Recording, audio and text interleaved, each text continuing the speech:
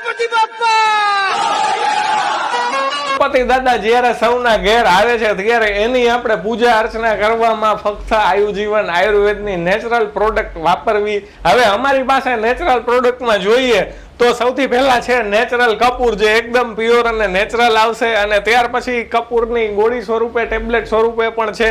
ત્યાર પછી આપણે જોઈએ તો જો કોઈ હવન કરતા હોય તો હવન સામગ્રી અને ધૂપમાં પણ આ હવન સામગ્રીનો ઉપયોગ થઈ શકે છે. આમાં ઘણી બધી ઔષધિઓ હોય છે જે આપણા સ્વાસ્થ્ય માટે પણ સારી હોય છે. ત્યાર પછી જોઈએ તો આપણે અહીંયા કપૂર ગુગળના કપ પણ છે.